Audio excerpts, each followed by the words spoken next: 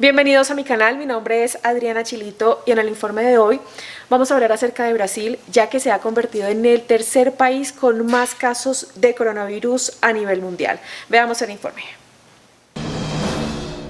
Bien, vamos a establecer contacto vía Skype con Marcela Alheimen. Ella es médica, directora de la Unidad Médica Brasileña de la ONG Médicos Sin Fronteras.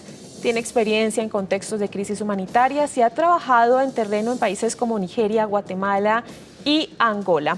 Gracias por estar con nosotros, Marcela. Hola, ¿qué tal? Buenas noches.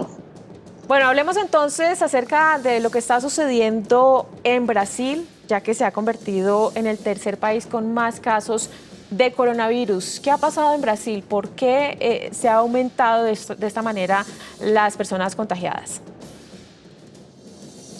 Bueno, yo pienso que es un poco el mecanismo de transmisión del virus y el mecanismo que está ocurriendo acá y en muchos países, ¿no? El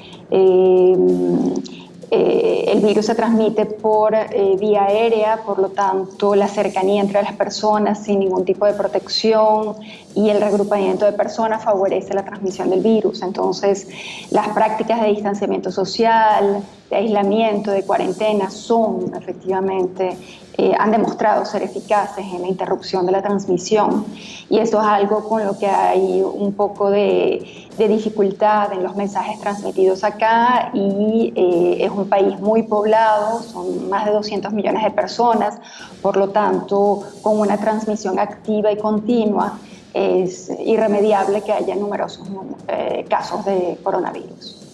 Puede también haber sido parte de este problema de que se haya aumentado tanto las personas contagiadas el hecho de las pocas restricciones por parte del presidente. Sin duda alguna, las medidas de distanciamiento social en muchos países del mundo, tanto en Asia como en Europa, se ha visto que tiene un efecto, ¿no? Entonces la dificultad y un poco a veces las contradicciones de mensajes e instrucciones claras que se pueden pasar a la población general y el continuo movimiento de poblaciones, sin duda alguna que eso no facilita la interrupción de la transmisión. Según usted, ¿qué debería hacer el presidente Jair Bolsonaro para evitar que se siga propagando el virus? ¿Debería poner quizá mayores restricciones? Tengo entendido que han habido controversias por parte de él y también de los gobernadores, de los diferentes alcaldes, porque han querido poner mayores restricciones, pero el presidente no lo permite. ¿Cuál considera usted que debería ser esta medida que deberían tomar? Bueno, yo no sé lo que debería hacer el presidente, pero como médico, como en una organización médica y pensando en medidas de salud pública, lo que hay que intentar en cualquier epidemia es cortar la transmisión. En muchas epidemias lo que se hace es utilizar vacunas y eso permite cortar la transmisión y romper esa cadena que perpetúa la epidemia. En este caso de coronavirus es sin duda el distanciamiento social, la protección de personas que no tienen más remedio que salir a la calle para trabajar, al personal de salud, a poblaciones que están más expuestas, que están a riesgo, personas mayores, personas con comorbilidades. La idea es de alguna manera poder crear esos espacios seguros para producir esos aislamientos de personas a riesgo y protección de personas expuestas y interrupción de la transmisión distanciando a la mayor parte de la población que se puede quedar en casa, ¿no? Hay muchas personas que pueden trabajar desde casa, entonces intentar en lo posible hacerlo y todas las personas que no pueden, bueno, poder asegurar de alguna manera que pueden tener protección física, equipos de protección, máscaras, para poder al menos limitar su exposición, ¿no? ¿Usted cómo ve el sistema sanitario en Brasil y frente a toda esta pandemia? Es un sistema, Brasil es un país muy grande, por lo tanto es como si hubieran muchos países en uno solo, ¿no? Con muchas variedades de acceso logístico, de acceso a la salud, de recursos. No se pueden comparar ciudades con Sao Paulo, con algunas ciudades más pequeñas en el medio del Amazonas brasileño. Por lo tanto, es una respuesta complicada del sistema de salud. Al mismo tiempo, es muy variado, como ocurre en muchísimos países latinoamericanos. La dificultad es que, como ya lo hemos visto en otros lugares, si no se puede controlar la transmisión y controlar el número de personas que se infectan, eso hace que los sistemas de salud desborden. Y entonces ahí obviamente va a tener muchísimo mayor impacto y efecto en la dificultad de manejar esos casos, de los casos severos, de los casos críticos, y la mortalidad aumenta, ¿no? En realidad no está ocurriendo algo muy diferente a lo que ha ocurrido en otros países donde han habido situaciones extremas.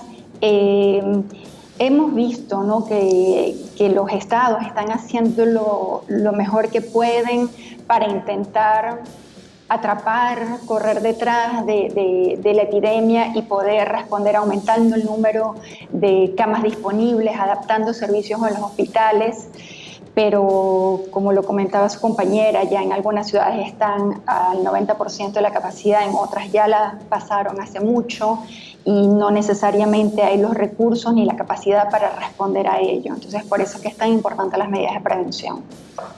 Bueno, usted es la directora de la Unidad Médica Brasileña de la ONG Médicos Sin Fronteras.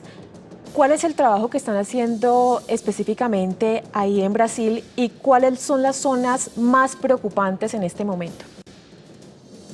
Bueno, el mayor número de porcentaje de casos en Brasil están, el origen es en Sao Paulo y en Río de Janeiro, dos ciudades muy grandes, ¿no?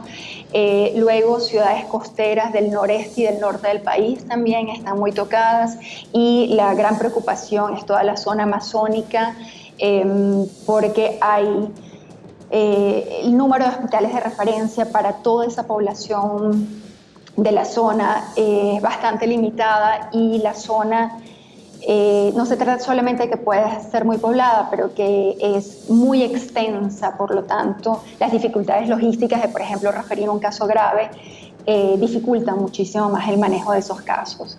Lo que estamos haciendo es intentar en las dos grandes ciudades, en Sao Paulo y en Río de Janeiro, en Manaus, capital del estado de Amazonas, y en Roraima, que está en frontera con Venezuela, y entonces hay una gran población de migrantes venezolanos allí.